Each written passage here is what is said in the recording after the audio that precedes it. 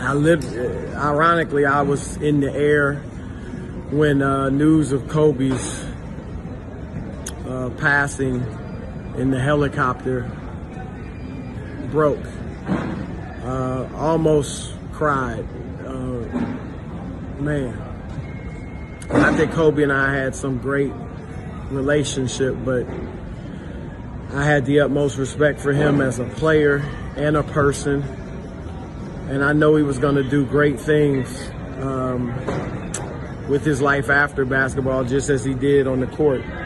I just want to send prayers out to his family, his lovely family, and the entire basketball world, because I know I wasn't the only one that almost cried, and I'm sure many people were crying. He was a great one.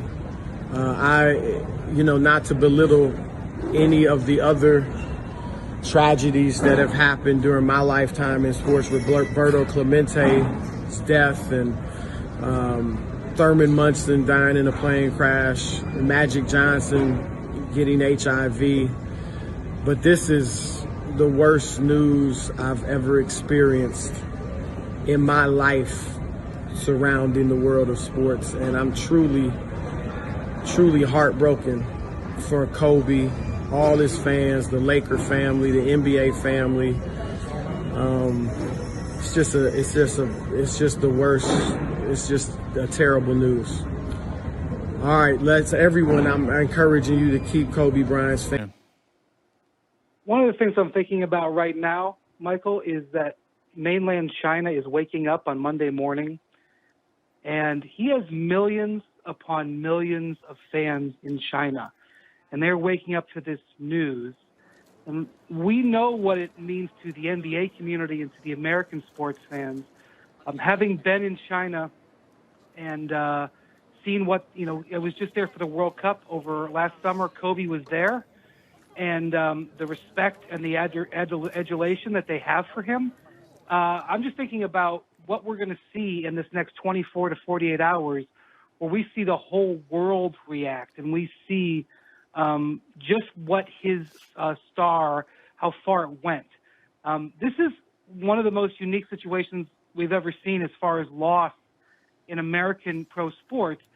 The active players that are playing today, they all grew up on Kobe. When you talk to players today, they adore him. I will never forget, in the wake of the Cleveland Cavaliers winning the championship in 2016, Kyrie Irving wanted to celebrate that with his hero, who was Kobe. And he went into the locker room after the game, and he FaceTimed with Kobe with the champagne in the locker room. And, of course, Kyrie, when he learned of the news today, couldn't play and went home from the game at Madison Square Garden. The effect on the worldwide basketball community and the effect on the active players who care for him so much, these next 3 to 5 days, we're going to see a period of mourning like we haven't seen in modern sports in our lifetimes.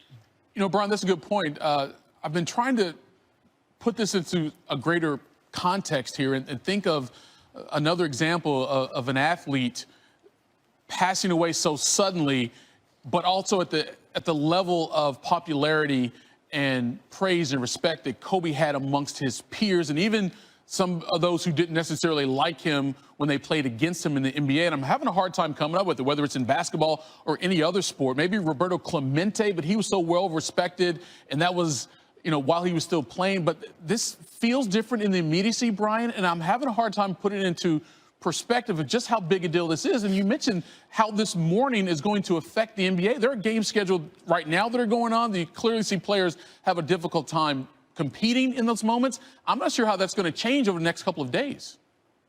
Well, the only thing I could compare it to in my lifetime, Michael, is Dale Earnhardt. And I'm not a NASCAR fan, but I certainly knew them, and I saw how that affected that community. But the scope of the NBA and the scope of basketball is so exponentially bigger across the world.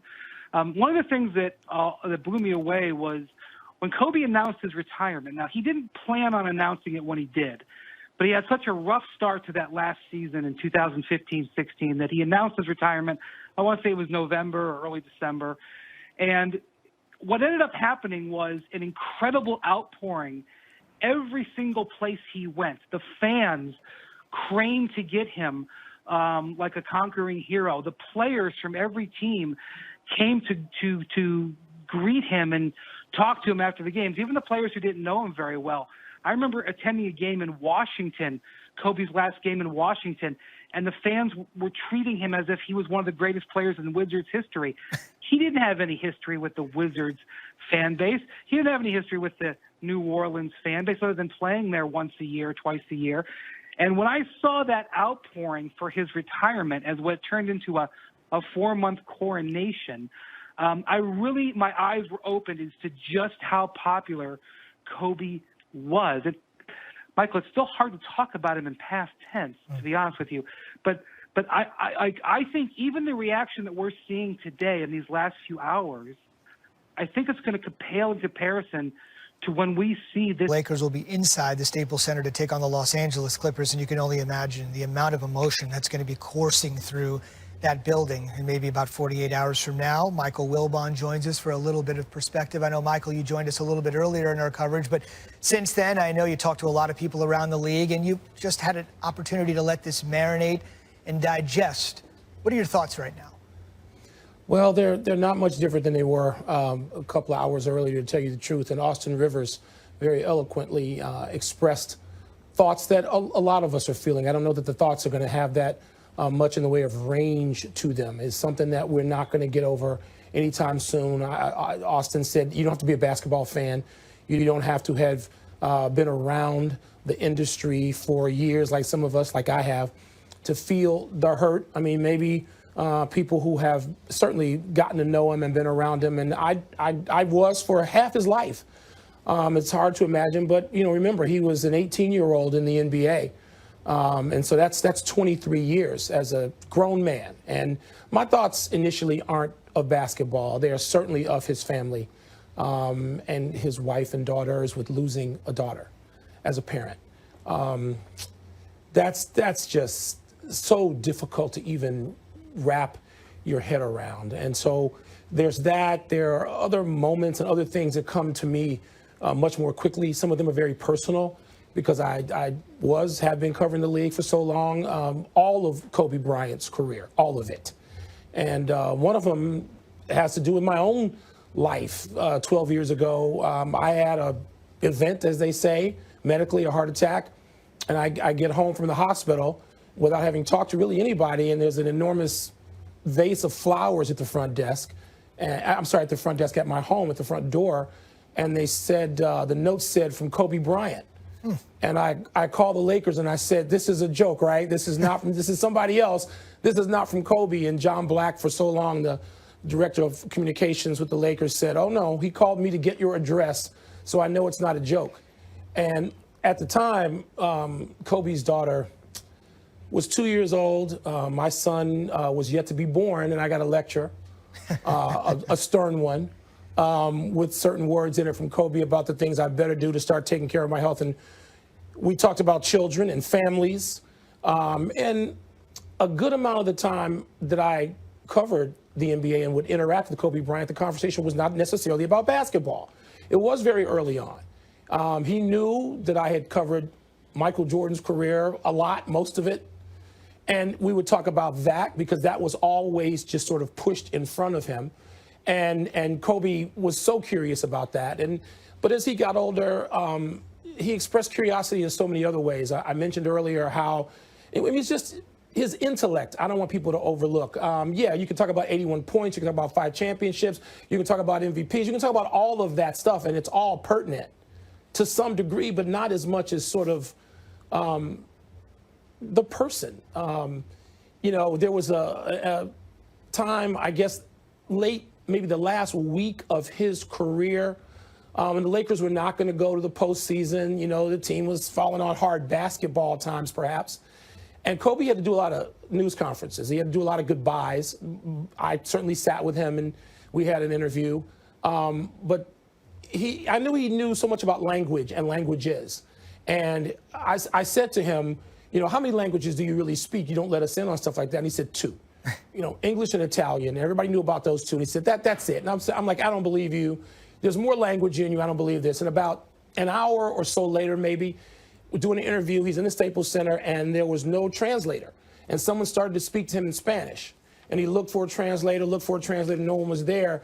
And he just said, oh, what the hell, and just did the interview in completely, as far as I could tell, and so were the questioners, perfect Spanish. And he was taking Mandarin lessons, I believe he told me at one point. This is after retirement. And just the curiosity, the intellect, it went far, far, far beyond basketball. And in the last interview that I did with him, a sit-down interview, and we probably aired 3.5 minutes or so of it on ABC and/or Sports Center. He talked about what it is that he was interested in, what fascinated him, what consumed him. And it was the art of storytelling, which, of course, somebody who's been a journalist for a hell of a long time is really fascinated by that. And we talked about it on and off camera. We talked about it for months, but that time we talked about it on camera. For a long time, I was one of the probably a few people sort of sworn to secrecy about what he wanted to do and why he wanted to do it, and that was fine. But then he talked about it on camera, and it was fascinating. And I've looked forward to him doing that further in the future. And it's difficult to imagine us without that talent, that curiosity, that intellect, that passion for knowledge and relating it. And there was so many sides to him. And you're going to hear, there are a lot of people better equipped to talk about the basketball part of this. We have a whole range of people at this network who can talk about playing with him and playing against him. And I've watched it all. I loved it all. But those things aren't the first thoughts that I've had today. Yeah, endless drive on and off the court, as Michael has just chronicled for us, to show you how much time flies. That 2-year-old you were talking about, Natalia is now 17, and his wife Vanessa, his widow, has a 3-year-old in Bianca and a 7-month-old in Capri, Kobe Bryant. That is her name. I mentioned this at the top here, Michael. Roughly 1 out of every 4 players in the NBA right now was born outside the United States. And if Michael Jordan and his crew in '92 brought the game to the rest of the world, Kobe and LeBron might have accentuated it, taken it to the next level for the rest of the world. With his Italian background and the way you said you covered him, never mind just Kobe Bryant as the player or as the person off the court, but the impact he had around the world is something I think that's coming into focus today. Would you agree with that? Oh, absolutely.